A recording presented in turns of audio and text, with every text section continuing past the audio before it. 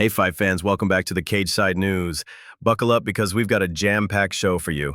From Khamzat Chimaev's looming title clash and Conor McGregor's latest antics to surprise roster cuts and a boxing legend calling out the UFC, this episode has something for everyone. If you enjoy deep dive MMA content, hit that like button and subscribe. Let's get right into it. First up, all eyes are on UFC 319. Khamzat Chimaev finally gets his shot at Dricus du Plessis, but some fans still question his gas tank. Remember when he went 3 hard rounds with Gilbert Burns and Kamaru Usman? He proved he can go deep, yet doubts linger about whether he can keep that pace over 5 championship rounds. Former fighter Brendan Schaub thinks those concerns are overblown. He says Chimaev's past lung issues are fixed, and the real story will be rounds 4 and 5. The odds makers agree. If Chimaev wins early, expect fireworks. If it drags into the later rounds, du Plessis could turn the tide. What do you think? Does Chimaev have the gas to go 25 minutes? De Renner has trained with both of them. He said there's going to be an early storm by Chimaev, but he believes Dricus can sustain the storm, and each passing minute favors Dricus. Now, what he's talking about is conditioning. You asked me about that fight 2 years ago or a year ago, even 6 months ago. I would have quickly dismissed it and told you Chimaev. I would tell you Chimaev every single round. But I don't feel that way anymore. I feel and I'm seeing what other people are feeling and seeing. The greatness of Dricus, it is something that is now not only witnessed, but recognized. Yeah, I think Khamzat is an incredible fighter, but you're fighting in the top 5 of the UFC. Everybody's incredible fighters. Khamzat is an absolute animal, absolutely. But I mean, you look at the Gilbert Burns fight, which you could have scored either way. You look at the Kamaru Usman fight, and you go, yeah, he did beat Robert Whittaker, but obviously his teeth broke back. It's unfortunate.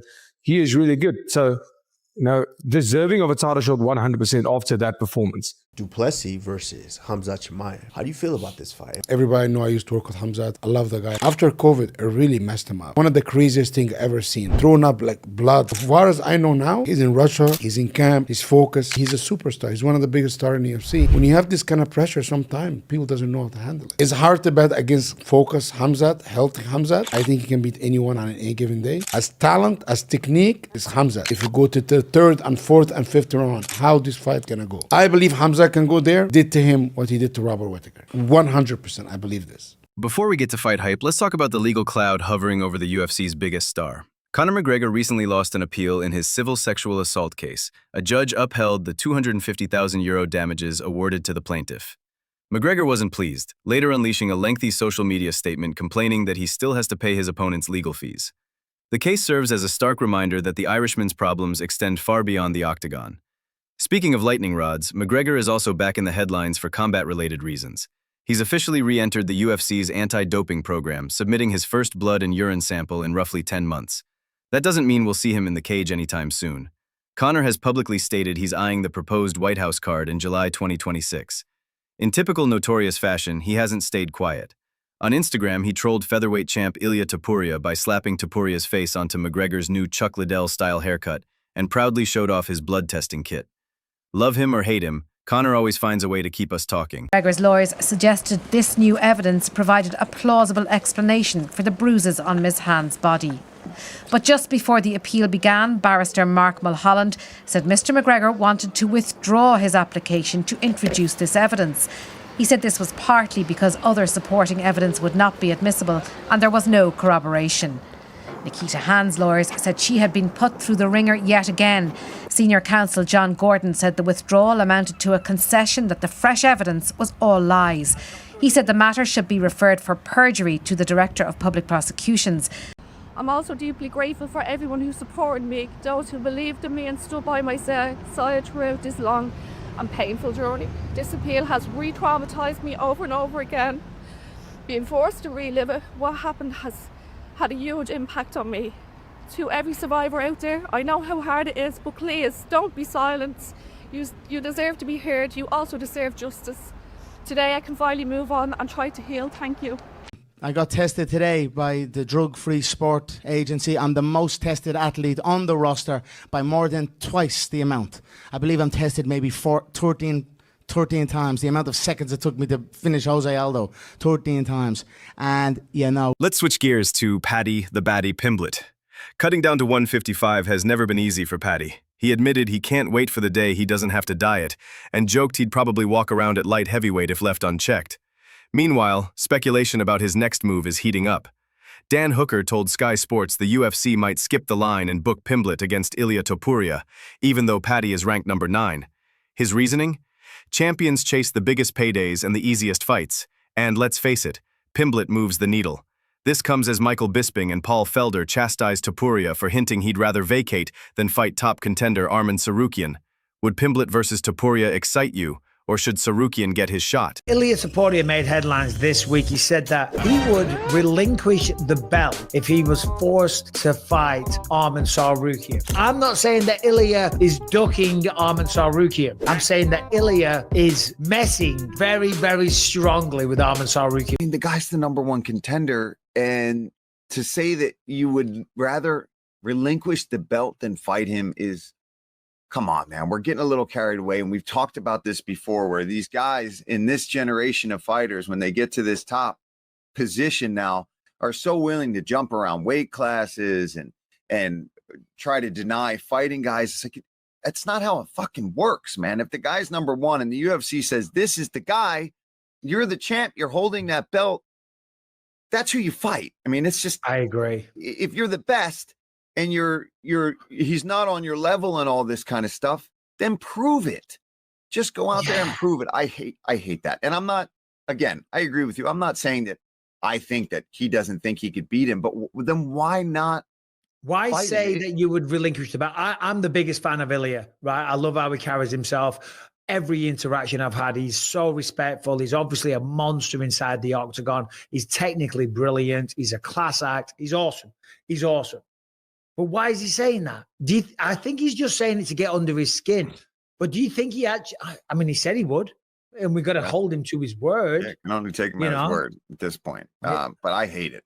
I saw that and I was like, come on, man, here we go.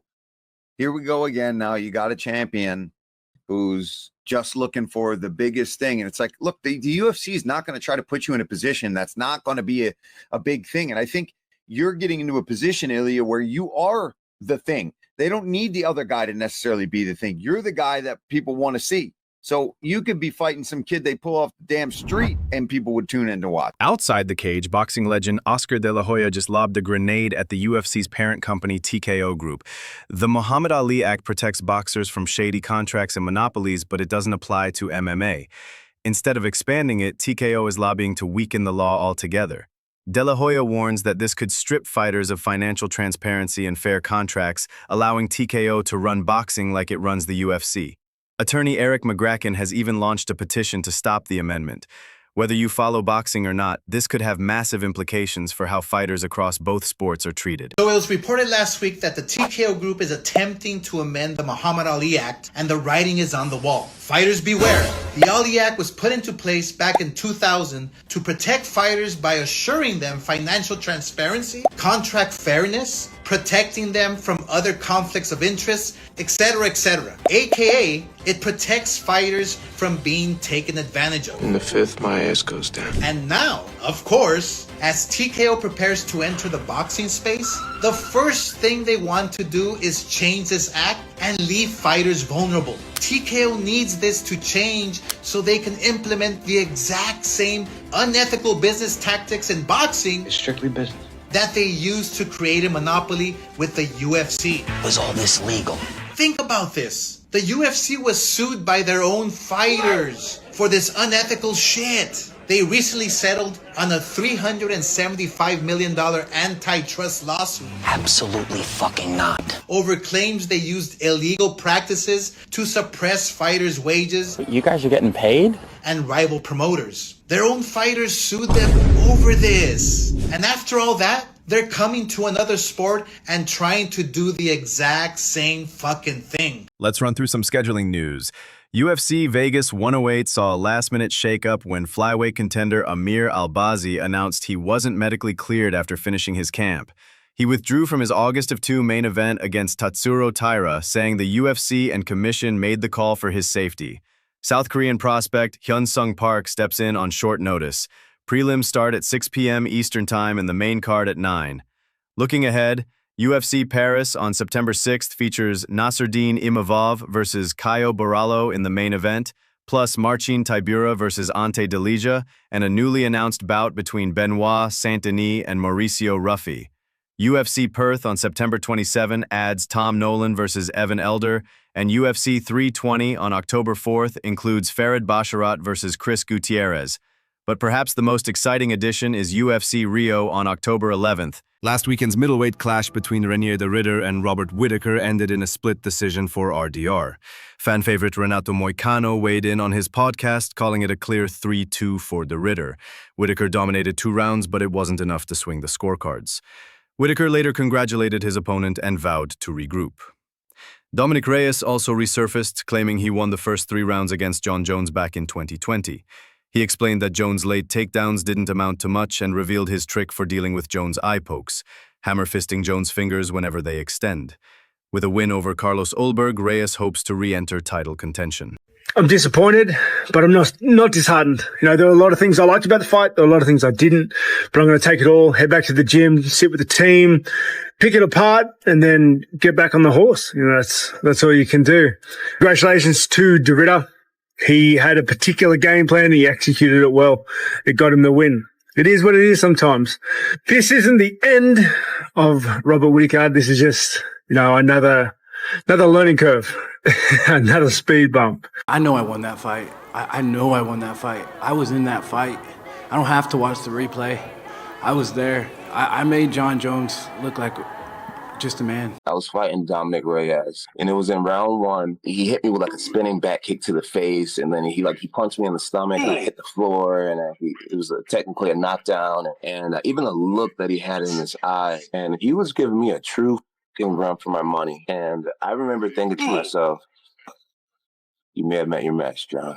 And as clear as day, I saw a door. John, it's okay.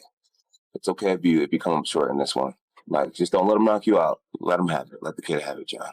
It's a decision to give up on yourself. It's a fucking decision. And something just as clear as that other voice said, that. Stipe Miocic made a surprise visit to Brown's training camp this week, hanging out on the sidelines and snapping photos with players, including all-pro beast Myles Garrett. Seeing those two side by side, let's just say we're all pretty lucky Myles chose football over fighting.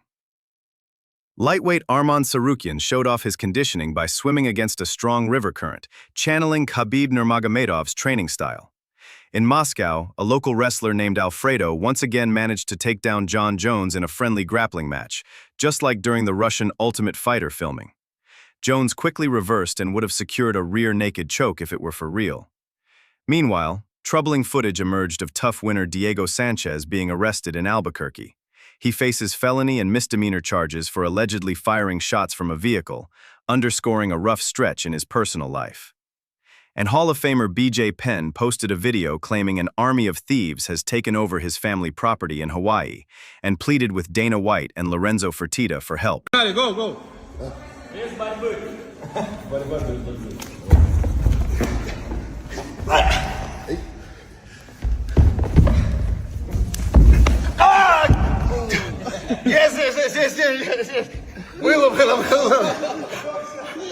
Было, выиграл. This message is for Dana White and Lorenzo Fertitta. I need your guys' help. I've been pushed out. This is the house I grew up in, lived here my whole life. Fought in the UFC, became a world champion and all that stuff. And Mark Mashtroff, UFC Gyms. I know we do really well to help promote the UFC gym companies. And just that's it. That's the house right there. Show them again, the house I grew up with. I'm kicked out of the house. After officers get the passenger in handcuffs and in a police unit, to their surprise, they recognize the man they just arrested.